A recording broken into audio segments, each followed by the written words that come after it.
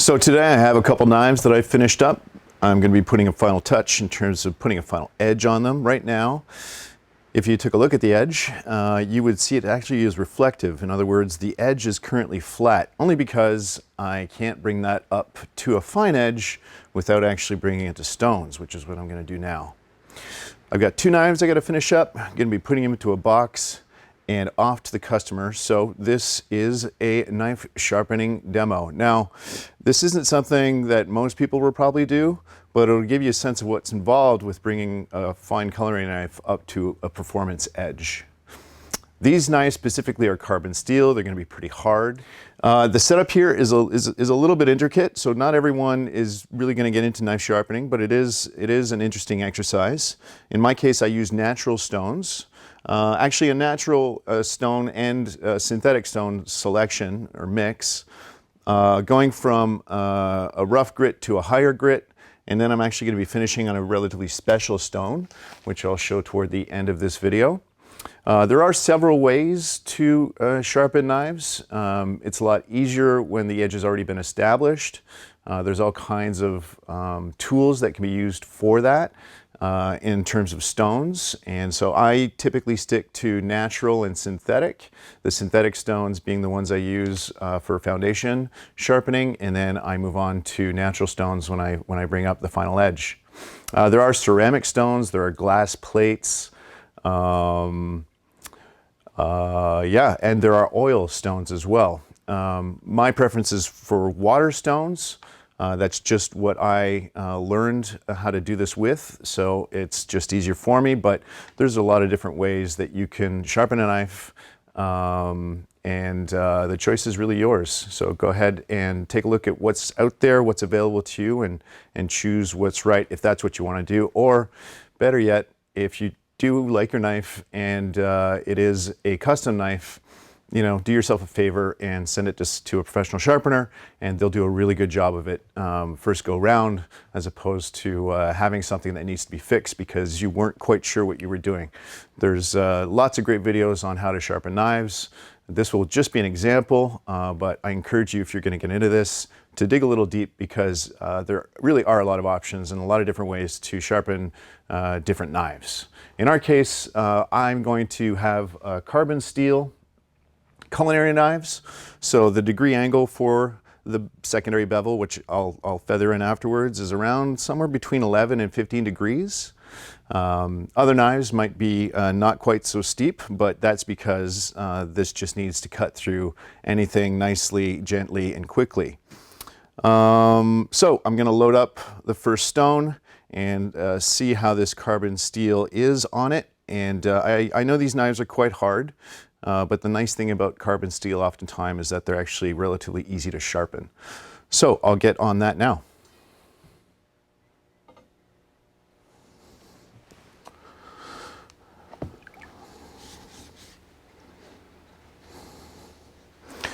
The first stone I'm loading up is a 400 grit stone, and I just want to see how the carbon steel moves before deciding to go to something a little more coarse.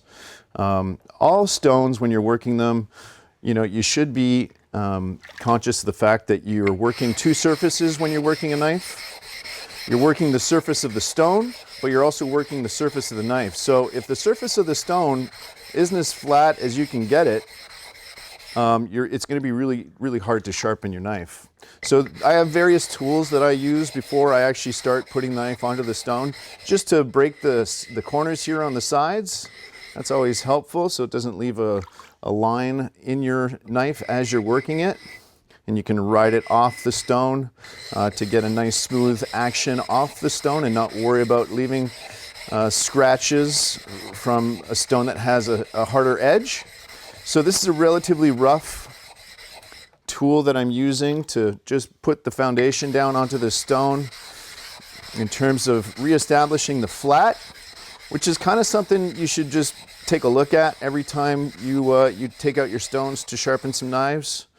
There's a lot of great tools out there, such as this, and they're kind of necessary if you're going to work In terms of knife sharpening, you're going to work with stones. You're going to need actually the tools to manage the stones as well.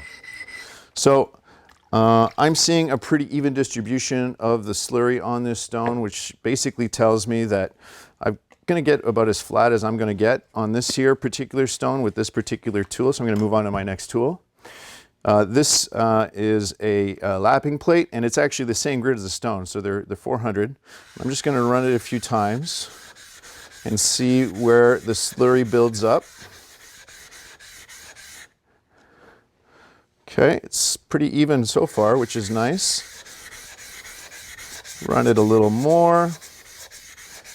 You want to make sure you go all the way to the edge. And the noise, the noise you're hearing from your stroke is actually good feedback too, in terms of, you know, whether or not you're getting full contact of the stone flattening tool.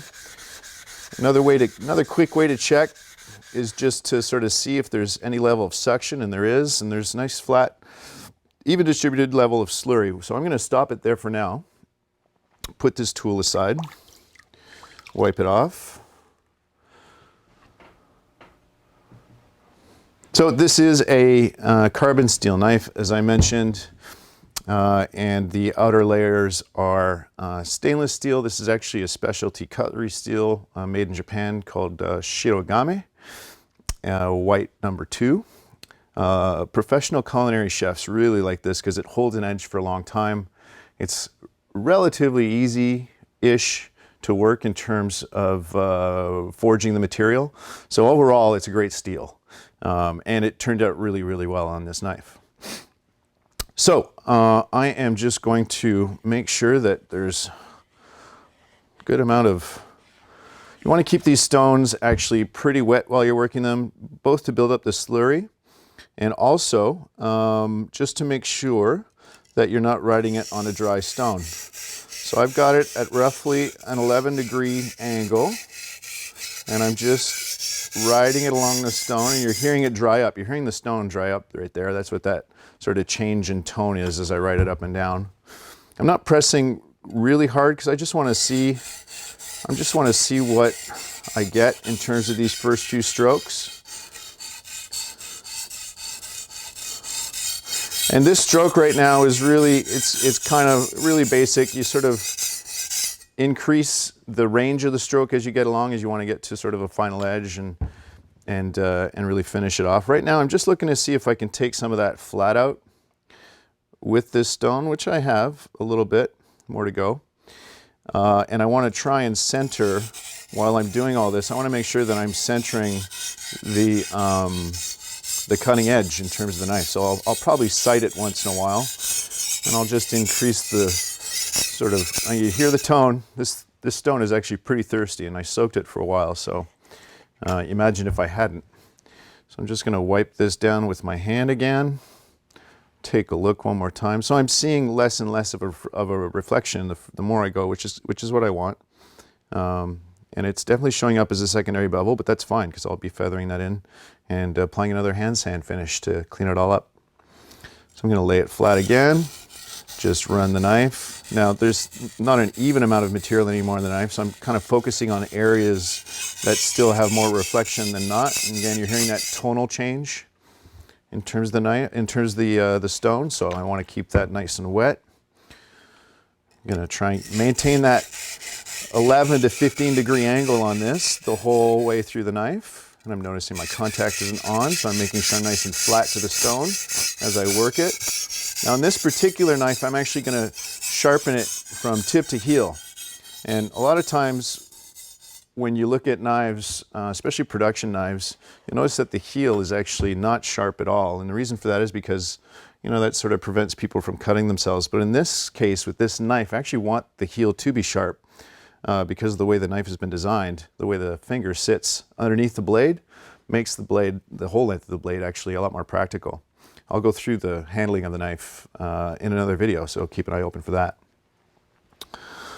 So now I am seeing the reflection is lessened. It's still a little bit more over here, so I'm going to focus on this area of the knife. I'm using 3 fingers on the blade to sort of manage contact to the stone. and I'll move them around as I need to. And you're hearing that stone dry up again, just fine. This is actually a pretty rough, cheap stone, relatively easy to get, but it's not going to deliver a fine edge. It's really just to kind of get this rough portion going. I can actually go a step down from this stone if I had to, but I'm sort of seeing that this stone is going to be okay for this first round of work.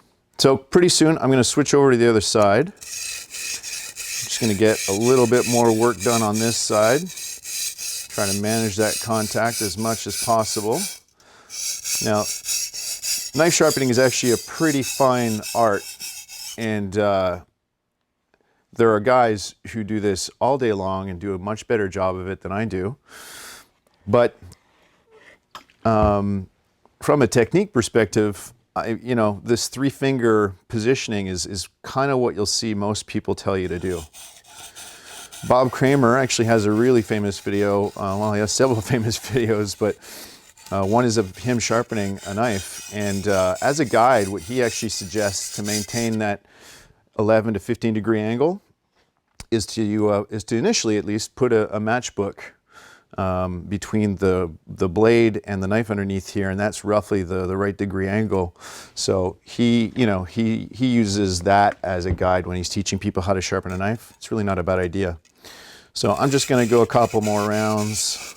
I'm also talking a lot more while I'm sharpening, so that is in fact slowing me down a little bit, but that's part of making a video. So you hear that tonal change in the stone again. Too dry. I got to give it a little water. Contact is good. Keep the motion fluid. Now, you have to remember that the shape of the stone is going to change underneath too as you're working it, so you don't really want it to get too out of whack. I'm actually going to go back to this flattening stone for a minute.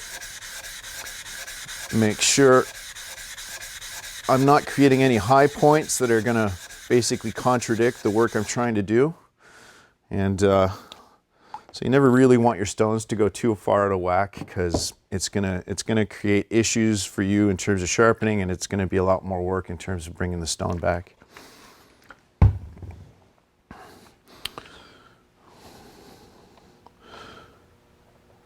So I'm not looking to create a wire burr on the other side of this, but I am in some spots a little bit. So I'm actually going to switch the knife over and start the other side.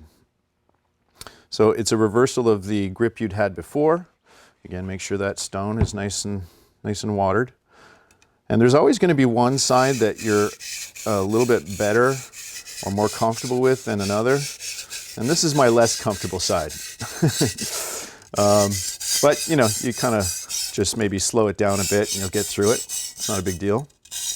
Again, you're hearing that stone dry up again, which is, it's amazing how thirsty this thing is. Just keeps wanting more. But I just want to be able to, I want to have the chance to create that slurry, because that's basically what helps to cut the steel from the knife is the slurry, the little particles you create when you're lifting the surface of the stone and creating a little bit of a slurry, or what looks like a mud. That's actually, for the most part, what's doing a lot of the cutting when I'm trying to remove material from this.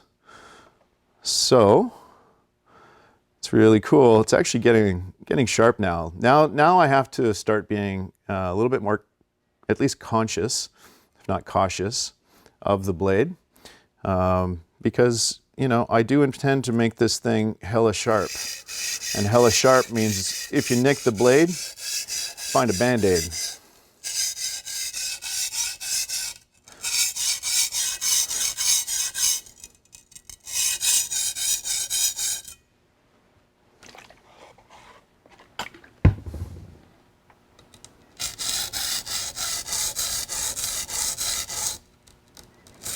Now I'm feeling the burr. You really want to use these fingers on the blade itself.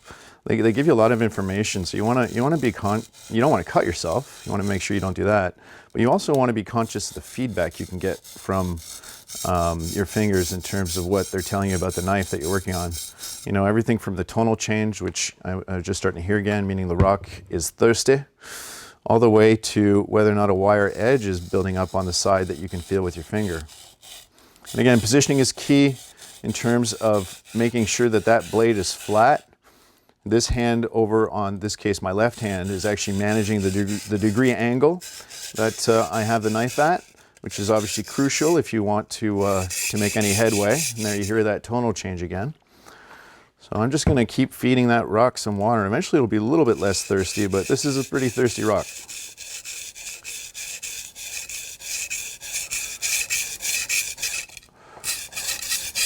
And you hear that tonal change once more.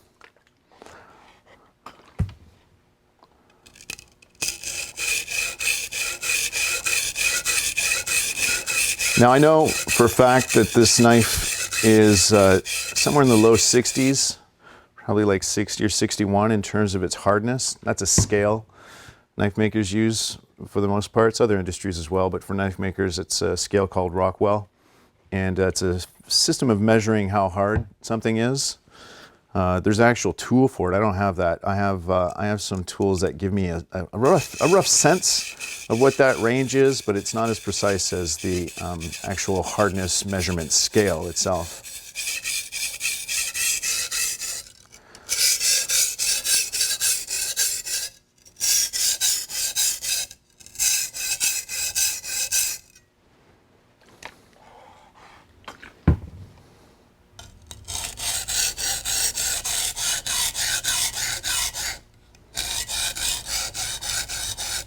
We're getting close to maybe being able to move on to the next stone. I kind of want to get a wire edge, which I am a little bit. I am getting a little bit of a wire edge, but I really want to have it as a uniform wire on one side, as a burr, as it were.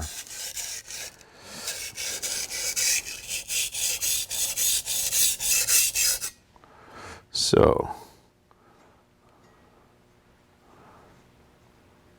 Yeah, I've got a burr in some spots. It's not uniform, so I'm going to keep working it. I'm just going to sight the blade a little bit. Use the light. I definitely don't have the reflection to work from anymore, which is good. Just running the finger along the knife. You can tell it's not really sharp, but it's sharper.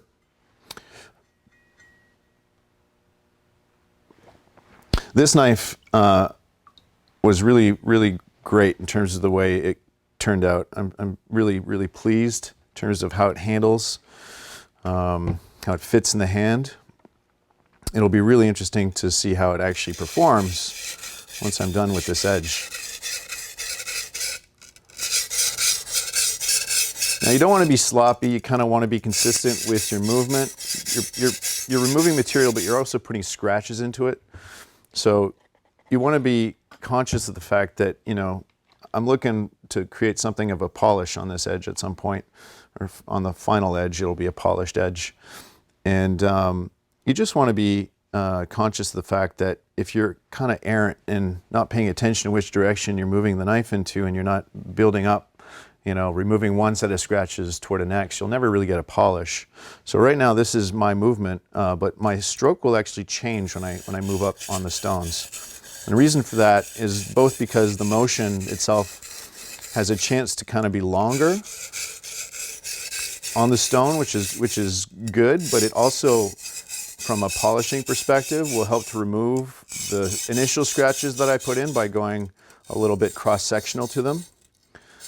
And as you cross scratches, you're erasing that lower level and putting in a finer level of scratches, but essentially eliminating that first level of scratch. You're hearing that tone change again, reminding me of how much water I need to get this done with this stone. Just going to wipe this down a little bit. Now it's coming along, definitely. Now, really at this point, I could, if this were, you know, if I were trying to set this thing up to a factory level knife maybe, I'd probably be done with this. I'd probably be able to put it into a box, and someone would buy it at whatever store they buy their knives at.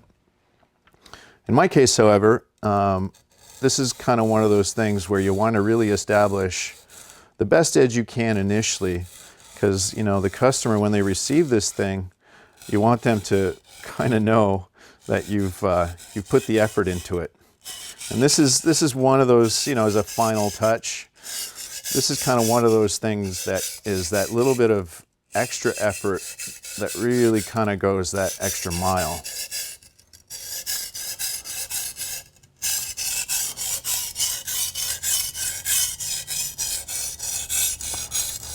Now I'm moving a little faster. Stone is still drying up on me pretty quick, but that's okay. As long as I'm conscious of the noise, it's really not a problem. It just means I got to use more water. I really like the way on this blade it's a lamination, so there's a distinct line between the outer layer and the inner layer being the steel for the cutting edge. And I really like the way it pops on this. Mind you, I put a lot of effort into making that effect, but it's still nice to see it. The knife handle on this knife, all my knife handles actually, especially for kitchen, use stabilized material. So the water right now is not an issue. Even though this is maple, it's stabilized maple. So there's really no chance for water to penetrate on any level. But it still looks really good and feels awesome in the hand. One thing about custom knives though, and this is kind of a public service announcement, is never put them in the dishwasher. whether they're stainless or carbon, never put them in the dishwasher.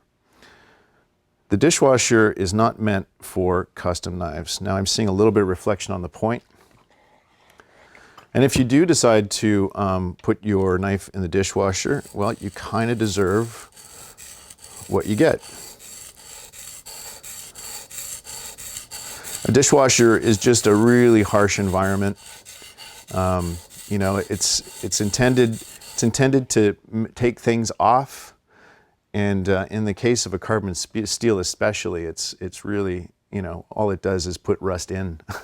It's like a rusto machine for a carbon knife. It's a really bad idea. And there you're hearing that tonal change again, so I'm going to water up the knife.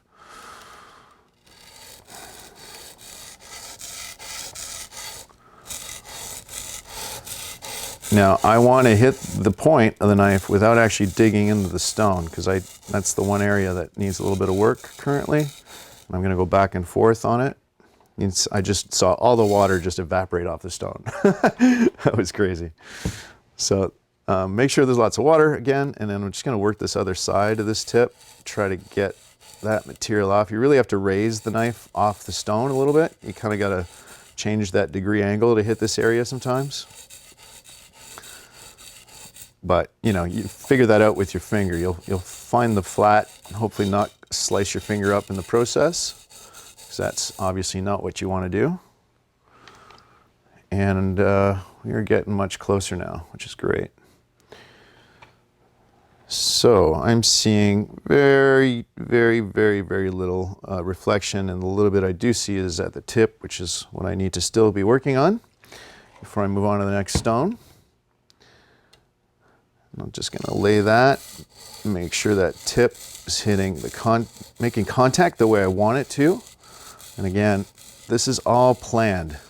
This whole exercise of removing and getting this initial secondary bevel in is kind of not the hardest part, but it's the part that if you don't do right, everything else is going to be a lot harder.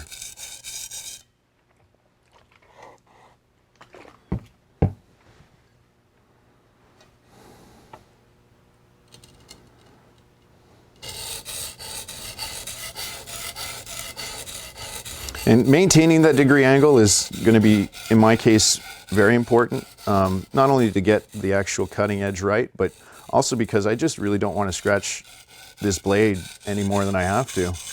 So if I can isolate that scratch pattern as much as possible into a very, very fine secondary bevel, then that's kind of what I want to do. So another thing to look at is to just look at that, because the secondary bevel is visible. Maybe not to you, but to me it is. And you just want to see if there's enough uniformity to that. And Once again, it looks like the tip is the one area that is going to need a little bit of work right here.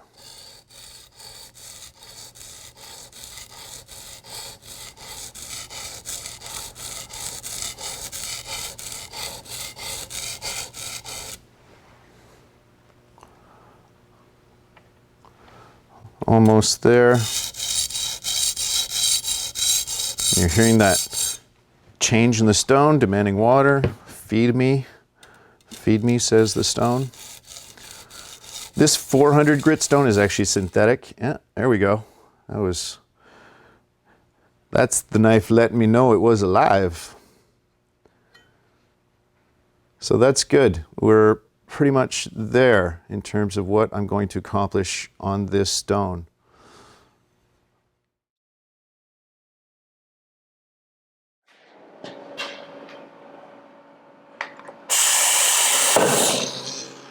Thanks for watching a video. If you have any interest in seeing more, you can find me on social media.